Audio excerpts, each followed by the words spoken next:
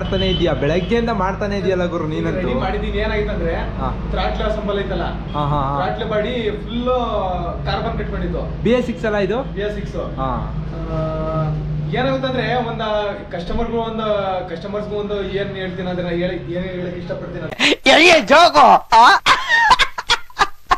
ಅಂದ್ರೆ throttle body ಬರುತ್ತಲ್ಲ, ಒಂದ್ ಮಿನಿಮಮ್ ಅಂದ್ರೂ ಒಂದು 30,000 ಕಿಲೋಮೀಟರ್ಗೆ ಒಂದ್ಸರಿ ಕ್ಲೀನ್ ಮಾಡ್ಸಕ್ ಹೇಳಿ. ಕ್ಲೀನ್ ಮಾಡ್ಸಿರೋ ಒಳ್ಳೇದು. ಏನಾಗುತ್ತಂದ್ರೆ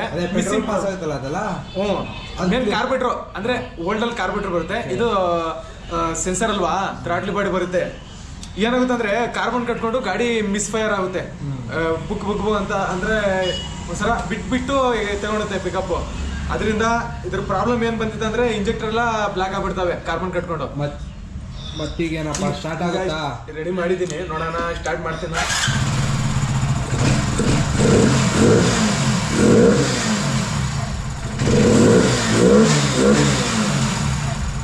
ಕಂಗ್ರ್ಯಾಚುಲೇಷನ್ ಬ್ರದರ್.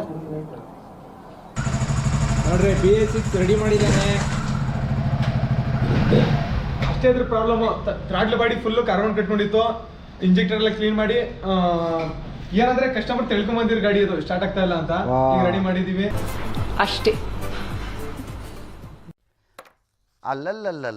ನೋಡ್ರಿ BS6 ಯಾವ್ದಾದ್ರು ಗಾಡಿ ರೆಡಿ ಮಾಡಿಸ್ಬೇಕು ಅಂದ್ರೆ ಬನ್ನಿ, ಚೋಳೂರಲ್ಲಿ ಕಲ್ಪತರು ಬೈಕ್ ಸರ್ವಿಸ್